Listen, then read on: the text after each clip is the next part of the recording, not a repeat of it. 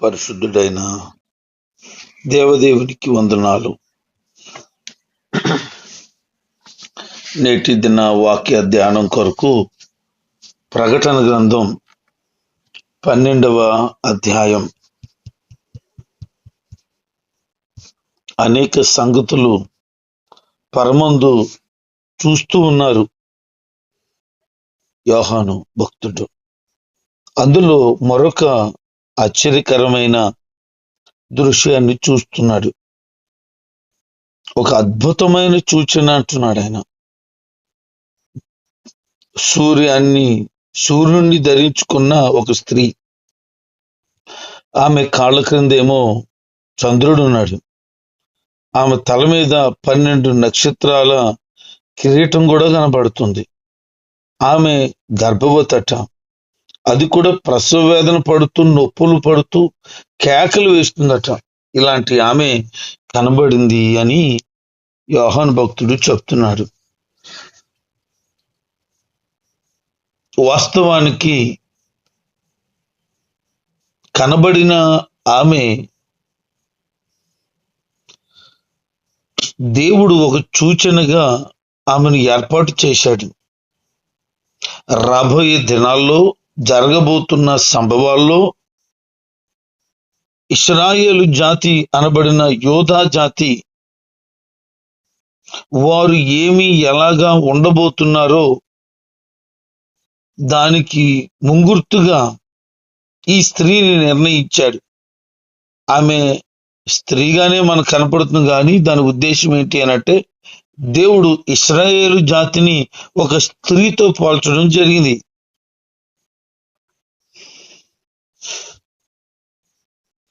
ఏడో బోర ఊదిన తర్వాత యుగం సమాప్తి అవుతుందని మనం గడిచిన విషయాల్లో గమనించాం. అయితే 12, 13, 14 అధ్యాయాల్లో ఏడో బోరకు ముందే జరిగాయని, ఈ రోజుల్లో కొన్ని వివరాలు ఈ అధ్యాయంలో స్పష్టంగా ఉన్నట్లు మనం గమనిస్తాం. అయితే ఇప్పుడు ఏం జరుగుతుంది? యోధా జాతి గురించిన వివరాలు ఇక్కడ రాయబడ్డాయి. ఈ వచనం ప్రకారంగా 2000 సంవత్సరాల క్రిందట జరిగిన ఒక అమూల్యమైన సంగతి సూచనగా ఉంది.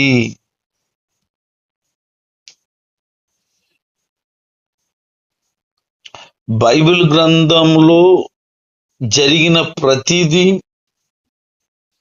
వ్యక్తిగతంగా జరిగిందనే కాదు, ప్రకటించబడిన ప్రతిదీ వ్యక్తిగతమైనదనే కాదు, కొన్ని సూచనలుగా కూడా ప్రకటన గ్రంథంలో రాయబడ్డాయి.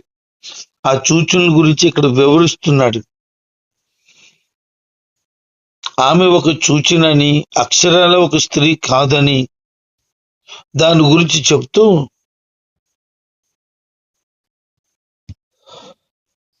పరలోకంలో ఒక పెట్టి కనబడిందని, మెరుపులు, ఉరుములు, ధ్వనులు, వడగండ్లు కలిగాయని 11వ అధ్యాయం 19వ వచనంలో రాయబడింది. ఇప్పుడు పరలోకంలో ఒక దేవాలయం తెరుచుకున్న తర్వాత ఇది జరిగిందని, అది కూడా సూచనే. ఆకాశ మండలంలో కనిపించుచున్నది ఇది ఆమె వచ్చిన పరలోక సంబంధమైన పిలుపుకు సూచనగా ఉంది. లోకంలోను ఇతరుల కంటే కూడా ఆమెకు అత్యధికమైన స్థానం ఉందని మనం గమనించగలుగుతాం. సూర్య, చంద్ర, నక్షత్రాలు ఇవన్నీ చిహ్నాలు ఆమెలో కనిపిస్తున్నాయి. ఆదికాండం 37వ అధ్యాయం 9, 10 వచనాలలో యోసేపుకు ఒక కల వచ్చింది. ఆ కల్లో సూర్యుడు, చంద్రుడు, నక్షత్రాలు అతనికి సాష్టాంగ నమస్కారం చేస్తున్నాయి. అసలు సూర్యుడు, చంద్రుడు, నక్షత్రాలు సాష్టాంగ నమస్కారం చేస్తాయా?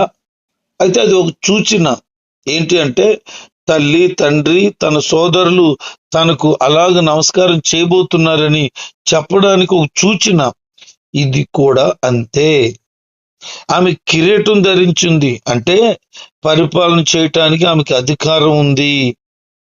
ఇది సూచన. లోకాన్ని ఏలబోయే ఒక కుమారుని ఆమె కంటుంది. యుగాంతంలో ఆమె గొప్ప హింసకు గురవుతుంది. లోకాన్ని ఏలబోయే కుమారుడు గాక ఆమెకు వేరే సంతానం కూడా ఉందని 17వ వచనంలో మనం చూస్తాం. ఈ కారణాన్ని బట్టి ఈ స్త్రీ ఎవరు అనంటే ఇశ్రాయేలు జాతికి చిహ్నంగా ఉంది.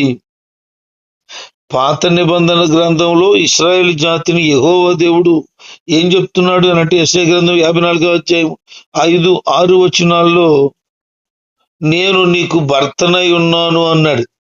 నేను సృష్టించాను, నేను నీకు భర్తనై ఉన్నాను అన్నాడు. యెహెజ్కేలు గ్రంథం 16వ అధ్యాయం 32వ వచనంలో నీవు వ్యభిచరించుచు ఒక భార్యలాగా ఉన్నావు, అలాంటి భార్య భర్తకు బదులుగా పరాయి వాళ్ళను స్వీకరిస్తారు కదా అంటాడు.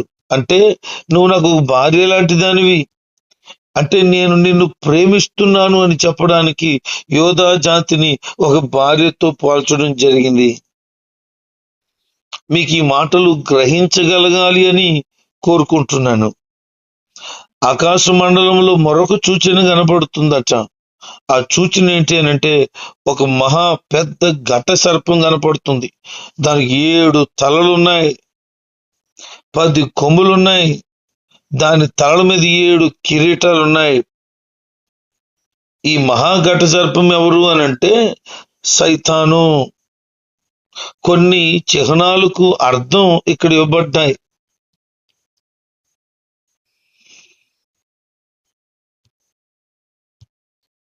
కొమ్ములు కనపడుతున్నాయి, 10 కొమ్ములు.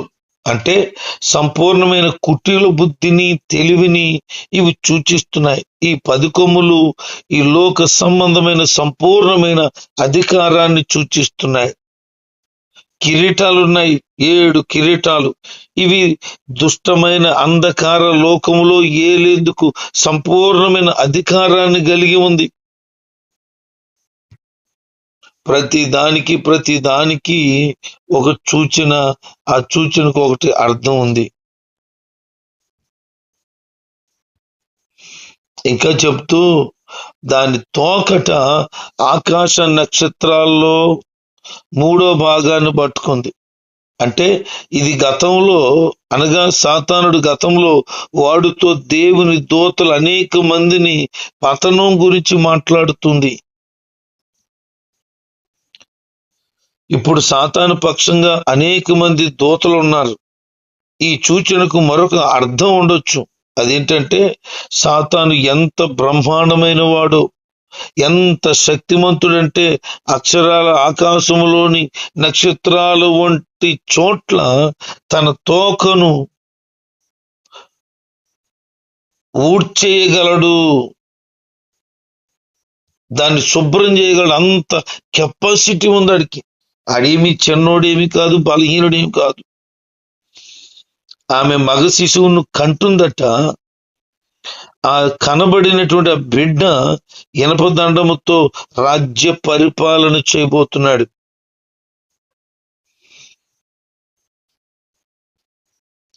అక్షరాల 2000 సంవత్సరాల క్రిందట అదే జరిగింది. ఆ కనబడిన మగ శిశువు ఎవరు అనగా ప్రభువైన యేసు క్రీస్తు వారికి సాదృశ్యమై ఉన్నాడు. ఇనపదండముతో ఏలువాడు ఎవరు అనంటే యోధా గోత్రపు సింహముగా ఉన్నటువంటి యేసు క్రీస్తు ప్రభువారై ఉన్నారు. ఆయన దగ్గరకు అపవాది వచ్చాడు. ఆమె కనబోతుండగా ఆ కన్నిన వెంటనే మృంగేయాలని వాడు ప్లాన్ చేసుకున్నాడు.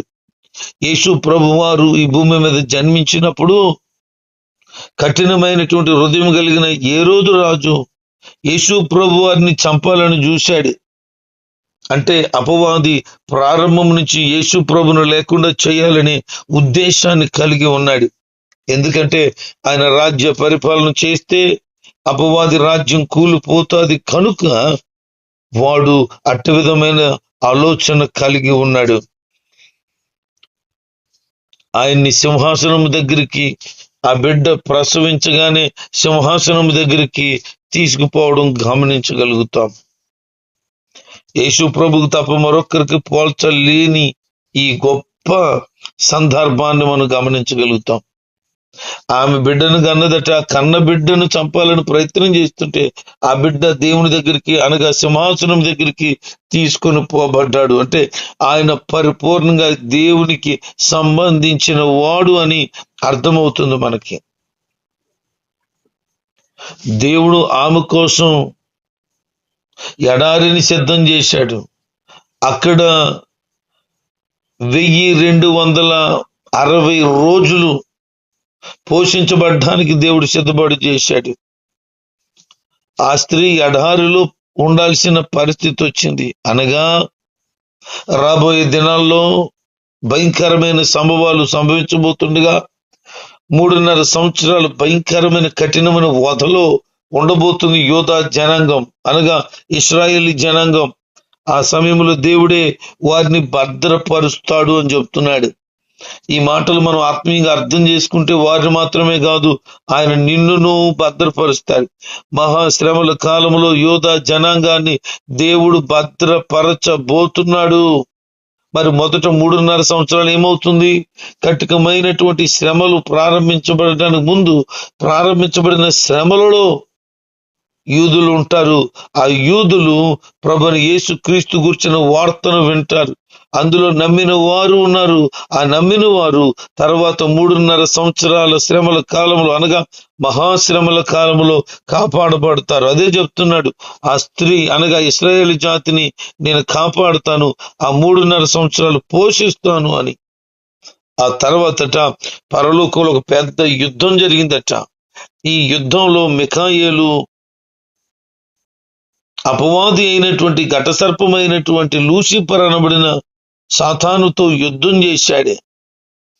యుద్ధం చేసిన తర్వాత ఆ ఘటసర్పం రెక్కలున్న ఆ ఘటసర్పం వాడితో ఉండేటువంటి దూతలు అందరూ ఓడిపోయారు. ఓడిపోయిన తర్వాత వాళ్ళని పరలోకంలో నుంచి బయటికి వెళ్ళగొట్టాడు. ఒక ఆశ్చర్యకరమైన సంగతి ఇక్కడ కనబడుతుంది.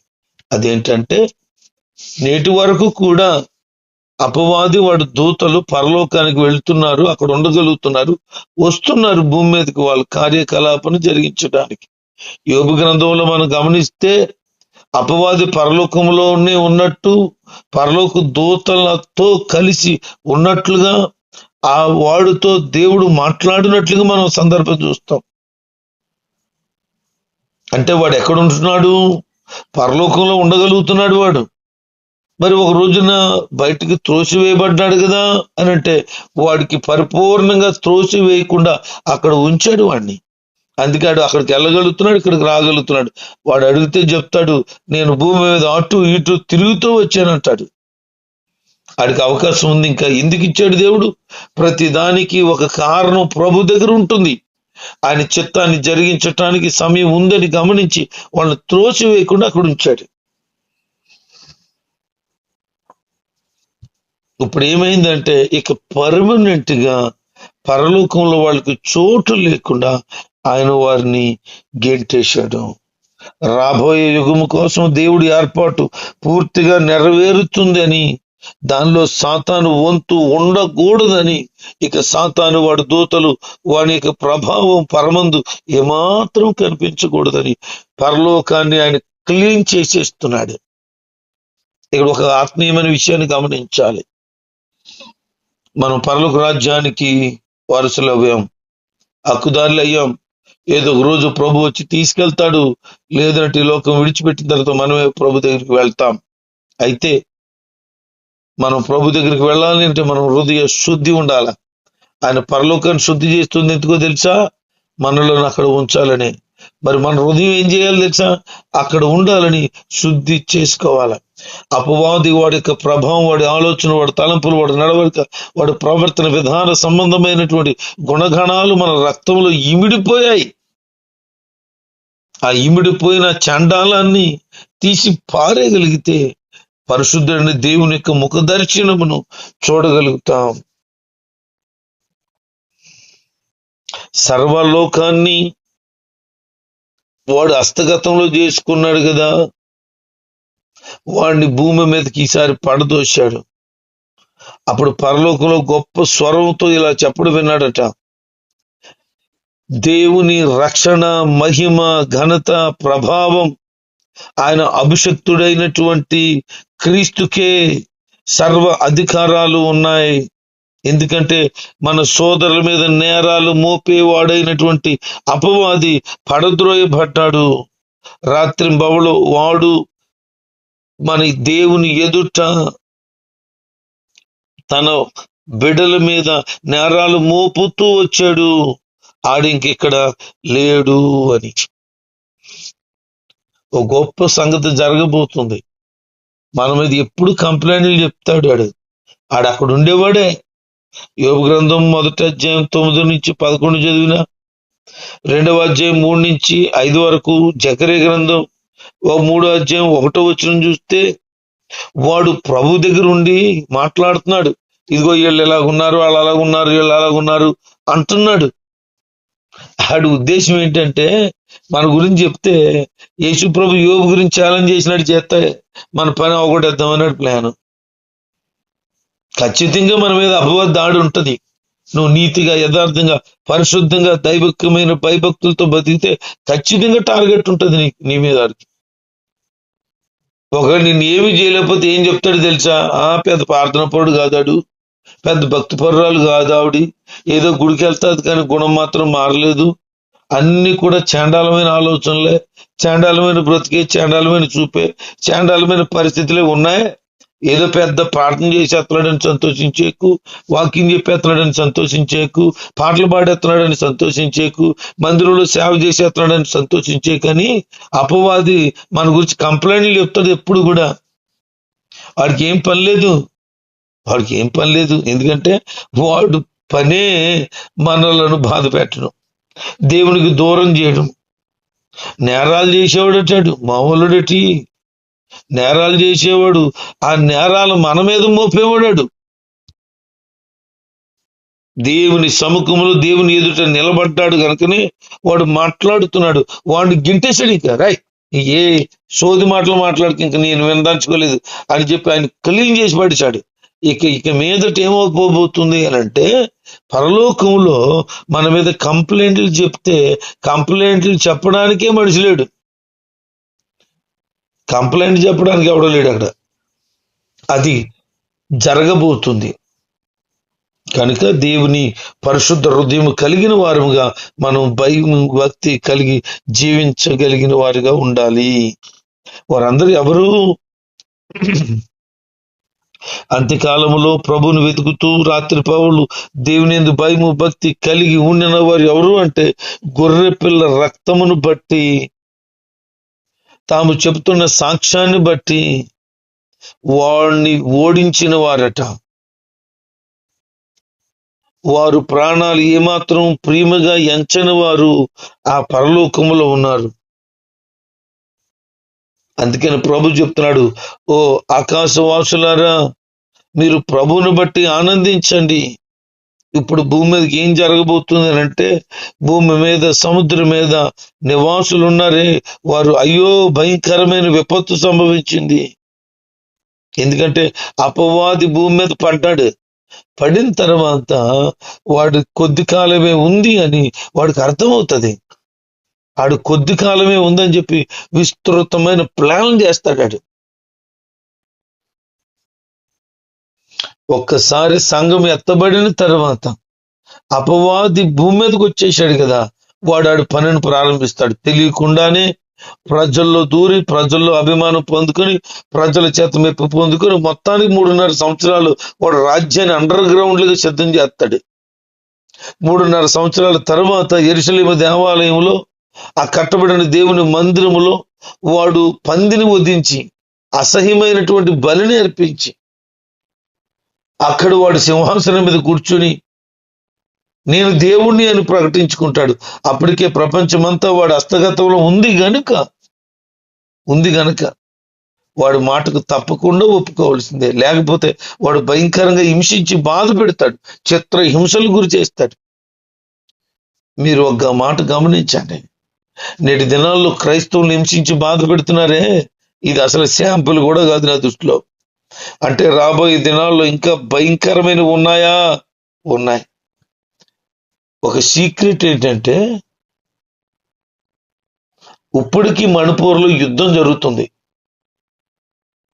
ఇప్పుడు కూడా మణిపూరు దేవుని ప్రజల మీద భయంకరమైన వధ చేస్తున్నారట. ఎలా తెలుసు అని అంటే, మణిపూర్ నుంచి ఒక బైబిల్ కాలేజీకి వెళ్ళిన అమ్మాయి, మన సంఘం నుంచి బైబిల్ కాలేజీకి వెళ్ళిన అమ్మాయి, ఇద్దరు అక్కడ చదువుతూ ఉంటుండగా ఆ అమ్మాయి విషయాలని చెప్పిందట. రీసెంట్ గా 2 months హాలిడేస్ వస్తే ఇంటికి వెళ్ళి మళ్ళీ బైబిల్ ట్రైనింగ్ వచ్చిన తర్వాత ఇలాంటి సంభవాలు ఉన్నాయి, ఇక్కడ ఇంకా యుద్ధం ఆగలేదు, ఇక్కడ గొడవలు ఆగలేదు, ఇంకా క్రైస్తవుల మీద భయంకరమైన దాడులు జరుగుతున్నాయి, మేము పట్టణంలో ఉన్నాం కాబట్టి కొంచెం తక్కువ ఉంది కానీ విలేజెస్ లో భయంకరంగా పరిస్థితులు ఉన్నాయి అని ఆ అమ్మాయి చెప్తే, ఆ అమ్మాయి ద్వారా మన చర్చిలో ఉన్న అమ్మాయి చెప్పిన ఆ మాటలు విన్న తర్వాత నాకు గుండె రగిలిపోయింది, బాధ వేదనకు గురైంది. ఇంత భయంకరమైన పరిస్థితులు జరుగుతూ ఉంటే మీడియా ఏమాత్రం కూడా బయటకు పక్కనీయకుండా, క్రైస్తవులు ఇంత హింసిస్తుంటే ఏమాత్రం దాని గురించి పట్టించుకోకుండా ఉంది. ఏం లోకమో ఏంటో, ఏం వ్యవహారాలో, ఇవన్నీ విన్నప్పుడు బాధ అనిపిస్తుంది. చిన్న చిన్న విషయాలకు పెద్ద పెద్ద గందరగోళాలు చేసేస్తున్నారు. రావణ్ అనేటువంటి ఒక సహోదరుడు ఏవో కొన్ని ఆవేశపూరితమైన మాటలు మాట్లాడి ప్రజల్లో చైతన్యం తీసుకొచ్చి అనేక విషయాలను తెలియచేస్తే ఏవో కొద్దిపాటి మాటలు మాట్లాడాలని పట్టించుకుని దాని కొరకు 5 కేసులు ఒకదాని తర్వాత ఒకటి బనాయిస్తున్నారు. కోర్టు చెప్తుంది ఇది చెల్లదు, ఇది చెల్లదు, ఇది చెల్లదంటే ఇంకో కేసు పెట్టి 5 సార్లు అతను అరెస్ట్ చేశారు. ఎంత విచారం. ఇంకో బాధాకరమైన విషయం ఏంటంటే, రాధా మనోహర్ దాస్ అని ఉంటాడు ఒక పిల్లకోడు, వాడు ఎంత భయంకరంగా యేసు ప్రభువును దూషిస్తున్నాడో, బైబిల్ దూషిస్తున్నాడు. ఒక మత గ్రంథాన్ని దూషిస్తూ ఆ మతాన్ని సృష్టించినటువంటి దేవుడుగా కొలిచే ఆయన్ని దూషిస్తూ ఉంటే అనేక కేసులు పెడితే ఒక్కడు కూడా అతను అరెస్ట్ చేయలేదు. ఎంత దుర్మార్గం చూడండి, ఎలాగ ఏలుబడి జరుగుతుందో చూడండి. నీతి కొరకు నిలబడినోడికి ఏమో బాధ, యథార్థంగా బ్రతుకుతున్నవాడికి బాధలు, అసహ్యంగాను అసభ్యకరంగాను ప్రజలను రెచ్చగొట్టేవాడికి మాత్రం ఏ నొప్పి లేకుండా హాయిగా బ్రతుకుతున్నాడా. ఇలాంటి పరిస్థితులు సాతాను స్వాధీనంలో జరుగుతాయి. ఇది మనం గమనించాల్సిన విషయం ఏంటంటే, ఇలాంటి భయంకరమైన పరిస్థితులు సంభవిస్తున్నాయి, ఇంకా సంభవించబోతున్నాయి. అయినా సరే దేవుని కొరకు నిలబడాలనేది వాస్తవంగా మనతో ప్రభు మాట్లాడుతున్న మాట.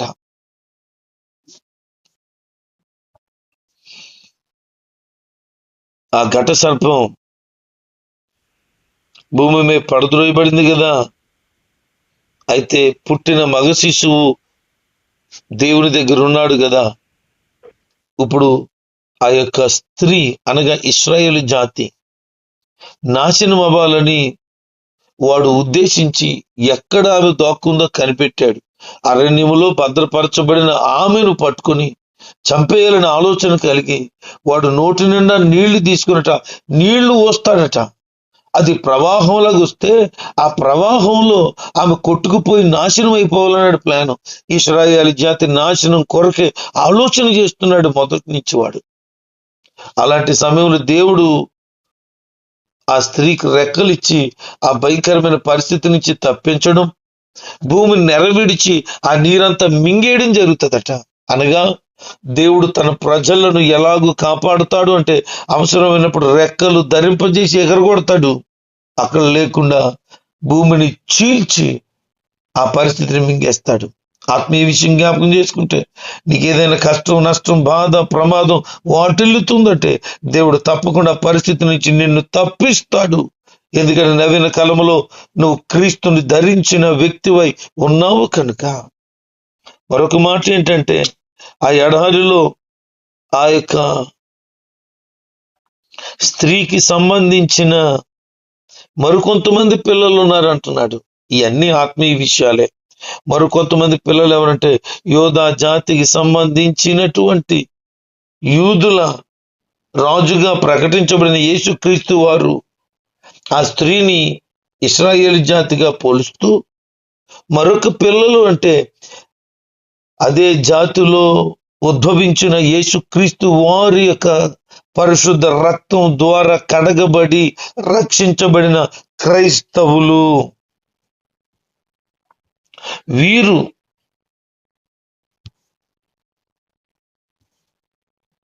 దేవుని భద్రతలో ఉన్నవారు. ఇందాక మనం ధ్యానం చేసామే, యేసుక్రీస్తు రక్తంలో కడగబడిన వారు అని. వారు క్రైస్తవులు. మహాశ్రమల కాలములో నుండి వీళ్ళు బయటకు వచ్చారు, తప్పించబడ్డారు అని. ఆ పిలువబడిన సిద్ధపాటు చేయబడిన ఆ క్రైస్తవ జనాంగంగా దేవుడు ఆమెకున్న వేరొక సంతానం అనే మాటకు మనమే. కనుక మనల్ని దేవుడు తప్పిస్తాడని, రక్షిస్తాడని, కాపాడుతాడని ఈ మాటలను బట్టి మనం గమనించగలుగుతాం. చివరిగా ఆ సంతానం ఎవరంటే అనే విషయాన్ని చెప్పాను కదా. యేసు క్రీస్తుని గూర్చి సాక్ష్యం చెప్తూ, ఆయన కొరకు బ్రతుకుతూ, క్రైస్తవ ప్రవర్తన కలిగి క్రైస్తవులని చెప్పడానికి మేము ఒప్పుకుంటున్నాము అని దేవుని కొరకు నిలబడిన వారు ఉన్నారే.